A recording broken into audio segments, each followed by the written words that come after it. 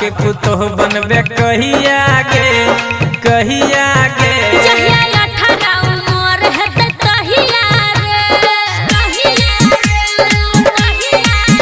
हमरा पापा के पुतोह बनबे कहिया गे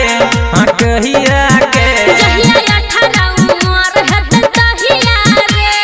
कन्या बन के अभी घरे कहिया गे हाँ कहिया गे हाँ कन्या बन के घरे अभी कहिया गे कहिया गे हमरा पापा के पुतोह बनबे कहिया गे कहिया गे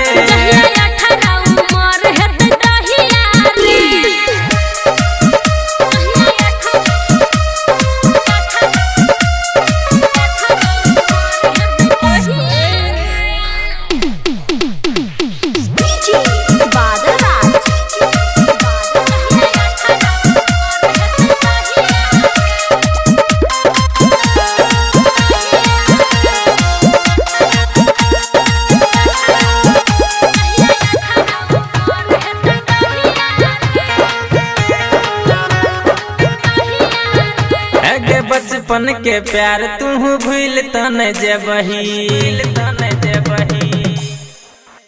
आगे बचपन के प्यार तू भूल तन जेबही 18 से पहले बदल तन जेबही राखे भरोसा बदल बोले हमरे टाइम से पहले पहुँच जेबो हमरे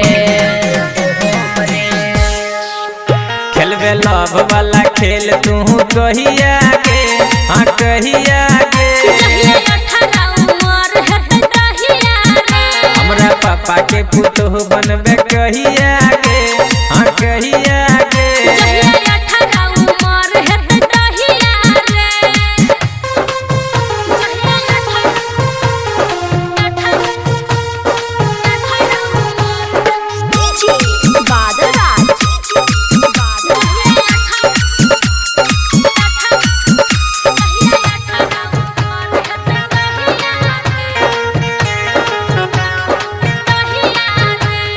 साचे कहै छी अब रहल नहीं जाइए अगे साचे कहै छी अब रहल नहीं जाइए तोहर जुदाई अब सहल नहीं जाइए कुछ दिन और दिल के समझा ले दै छियो किस मन के तू बुझा ले